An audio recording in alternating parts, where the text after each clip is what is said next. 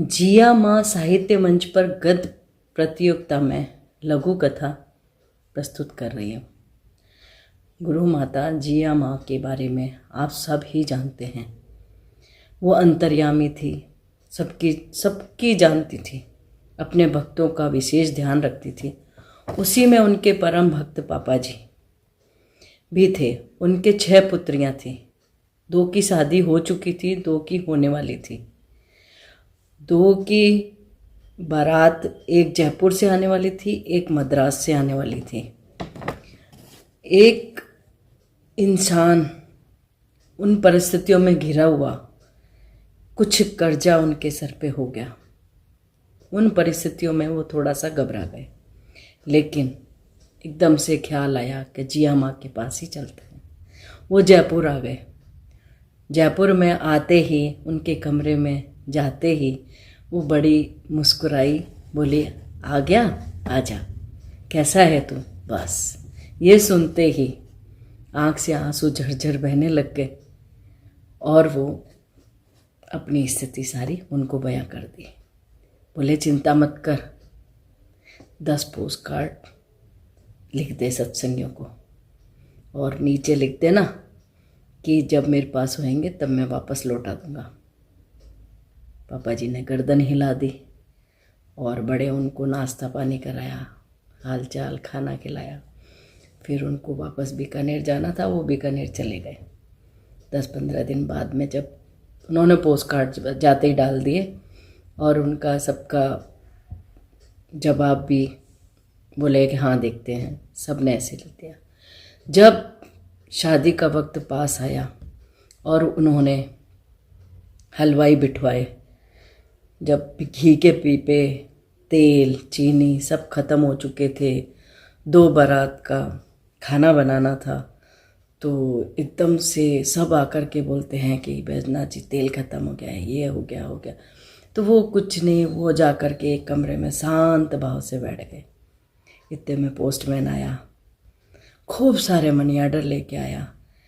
उसने money order जैसे दिए, 10 दिए, 20 दिए, वो इतना पैसा हाथ में आ गया कि उनको अपने कमरे में जा कर के रखना पड़ा।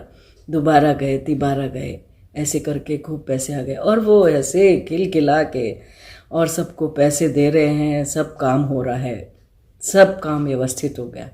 शाम को दूसरे दिन शादी थी, पहले दिन की बात है, शादी से एक दिन पहले, जब वो कमरे में बैठे हुए थे, इतने में एक एम्बेसडर कार आके रुकती है।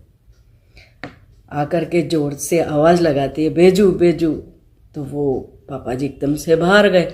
बाहर देखे तो उनका बचपन का दोस्त था। उसने अटैची उनको दी, बोले कि है ना, तूने तो बुलाया नहीं शादी में, मेरे को याद नहीं किया, लेकिन मेरे को तो पता चल गया और मैं तेरे को ये अटैची रख तू। बोले, इसमें क्या है कि तू खुद ही देख ले। तब उन्होंने अटैची खोली तो पूरी पैसों से भरी हुई थी, पूरे रुपए थे उसमें। अब वो बोले कि आप अंदर आओ, जैसे कहते ही हैं कोई भी आए कुछ, तो उन्होंने कहा कि आप अंदर आओ, चाय वाय पी के जाओ ऐसे। लेकिन उन्होंने मना कर दिया कि नहीं, मैं अंदर तो नहीं आऊँगा, मेरे को अभी वापस निकलना है दिल्ली। वो चले गए। पापा जी की आंखों में झरझर आंसू बहने लग गए कि देखो कृपा कितनी है। जिया माँ की कृपा का एहसास हो रहा था, निरंतर उनकी याद बनी हुई थी।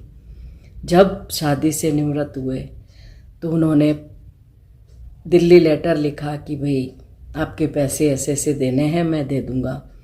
तो वो बोले कि नहीं नहीं नहीं, ये पैसे मेरे नहीं है, पता नहीं किसने भेजा, कैसे भेजा, मेरे को नहीं पता, मेरे को पैसे नहीं चाहिए ये।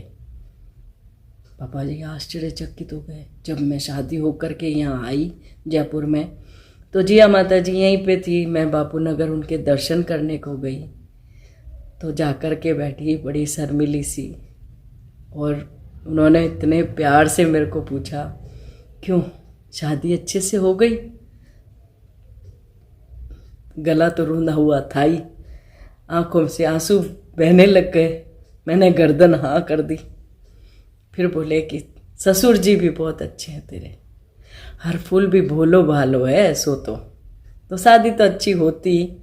मैं आश्चर्यचकित, क्योंकि ये सारी घटना मेरे को पूरी पता थी और वो वर्णन मेरे आंखों के सामने जब हो रहा था कि जिया माँ की कृपा क्या होती है, एक माँ अपने बच्चों का कैसे ख्याल रखती है, ये माँ की कृपा का एहसास हो रहा था। और गुरु महाराज से यही प्रार्थना है कि जिया माँ हमेशा ऐसे दया कृपा बरसाती रहे और हम सब बच्चे ऐसे ही खिले रहें। सादर नमन, सादर प्रणाम।